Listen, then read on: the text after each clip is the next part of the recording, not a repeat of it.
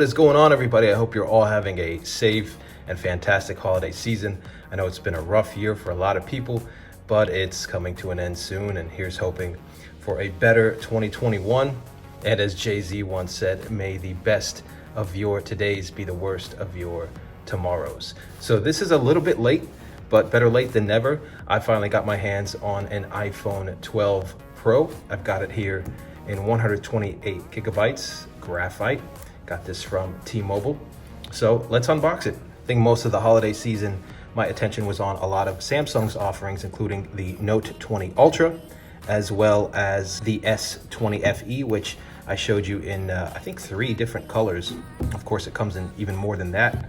As usual, the packaging here makes it pretty easy for you to get straight into the box. The box, of course, is much smaller this year. If we compare to the box from the iPhone 11 Pro last year, we see just how much thicker that box was last year. I don't think it is slightly longer actually this year, slightly longer, but much thinner. So let us get into this.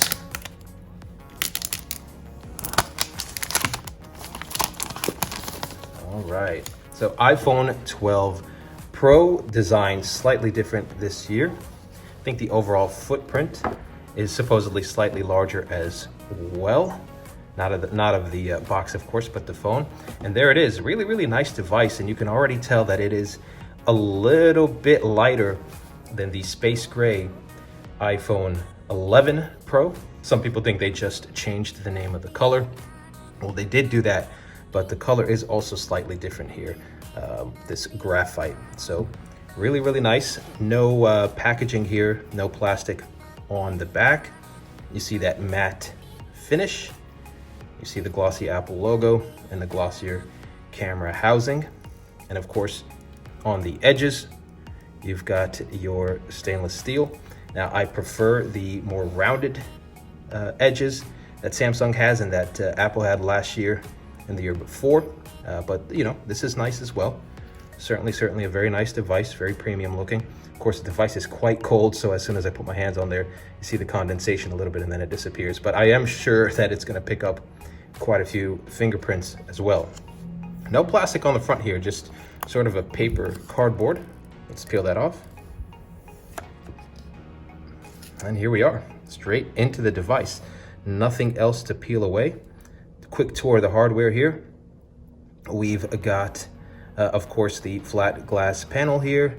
We've got the flatter edges like we have on the iPads. Here we go. I believe this is part of the 5G antenna. This little bit here on the sides, of course, your volume rocker. Nothing on top.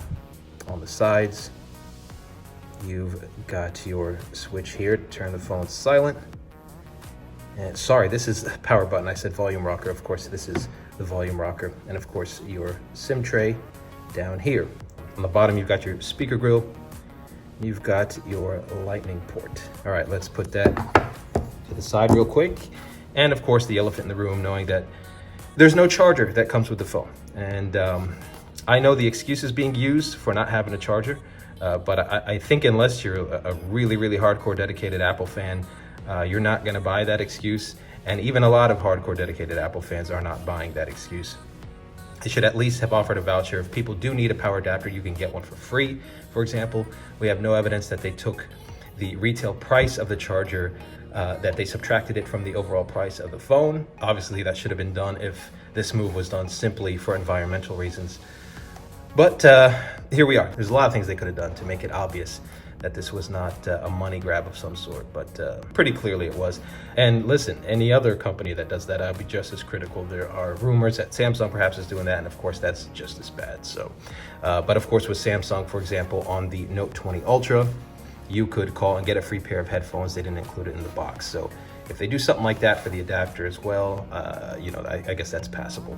Anyway, so here's what you get in the box. You get a sticker and a SIM ejection tool. One sticker, SIM ejection tool, and you get your lightning to USB-C cable. That's about it. So we can file that off to the side. Back to the phone here. Let me pop the SIM card in here and let's get set up. Alrighty, got our SIM card in here. Let's turn this on, see if there's any juice. There we go. And while that's doing that, just to, some more quick observations about the hardware. The polished stainless steel chassis here in this graphite color kind of reminds me of titanium. Looks quite a bit like titanium if you've seen any recent electronics made of titanium. For example, the titanium Samsung Galaxy Watch 3, for instance, kind of reminiscent of that. All right, get started here. Obviously, gonna go to English for me, United States. Gonna set up manually. All right, and while this is activating here, I'll just show you a couple of other phones with sort of a gray color here. You've got the Samsung Galaxy S20, you see there. Very similar colors actually, now that I'm looking at them side to side. It's just that one, of course, is a glossier finish, just the natural reflection of glass, and this one, of course, the matted finish. Generally speaking, I do prefer the glossier finishes. I think they look more premium, and I think in certain colors, fingerprints are not an issue with those. But this looks nice as well, and certainly this matted finish of glass is going to be better than the supposed plastic matte finish on the base S21. Really no excuse to put plastic on the back of a flagship like that, in my opinion. The S20 is one thing, it's supposed to be a value flagship, but your premium line, I don't think that is something that should be done, but that's just me. Let's take a look at the top here. The color is slightly different, I think. The build is slightly different as well. You've got the more rounded edges on the Galaxy, and of course flat this year on the iPhone. On the sides, obviously, you've got that more tapered finish on the Galaxy, which makes it, I guess, a little bit more comfortable to hold. I do prefer the more uniform metal chassis here of the iPhone, but both are very, very nice, and I definitely, again, like the metal chassis in conjunction with the reflective glass back. I wasn't crazy about the color, this gray color of the S20 when it came out, but as far as the finish is concerned, very, very premium. Of course, both are premium, but and actually quite similar. But the subtle differences, I think, would have one preferring one of them over the other, depending on who you are. So, data and privacy notice. Continue, and let's set up Face ID. All right, got Face ID set up. I'm not going to be bringing over information from another iPhone. I'm going to just be setting this up from scratch. And like I said, I will not transfer anything, and let me sign in. All right, so as this sets up, it says it may take a few minutes. I'll do one more color comparison here for you. I'll bring in the iPad Pro, and this is the latest edition of the iPad Pro. And there are some people wondering if their Graphite iPhone 12 Pro would match their iPad Pro. And the answer to that, quite simply, is they'll match because they're both neutral colors, but other than that, they're not gonna be the exact same color. So as you can see, this iPhone 12 Pro and this matted glass back in graphite is not quite the same color as the space gray iPad Pro. Of course, a metal finish on the back of this one. And the tints are a little bit different too. Now, it's not until I brought in this iPad Pro here side by side that it almost seems like there's a very ever so slight greenish tinge or tint to this iPhone 12 Pro in graphite.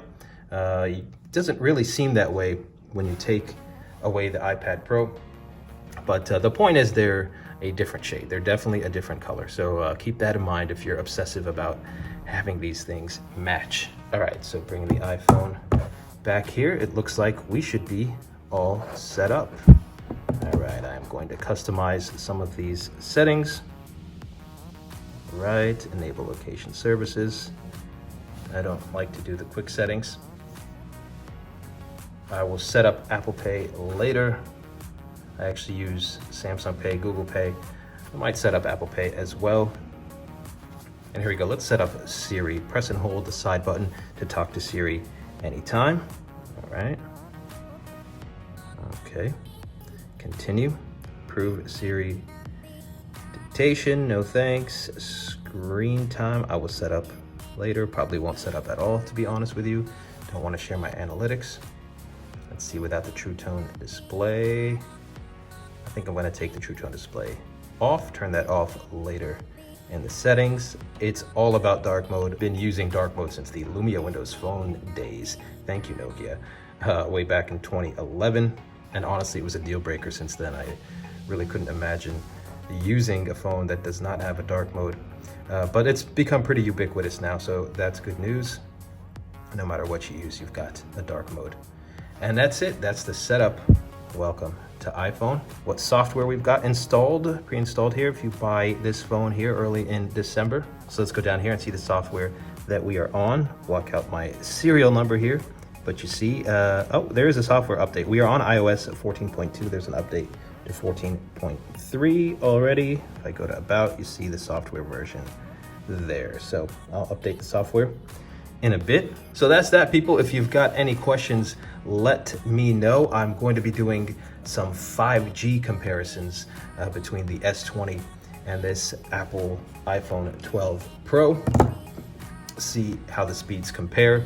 I'll be doing the testing on T-Mobile. These are both these phones I both got through T-Mobile. And I do plan on getting a Galaxy S21 at launch and possibly a Galaxy S21 Plus as well.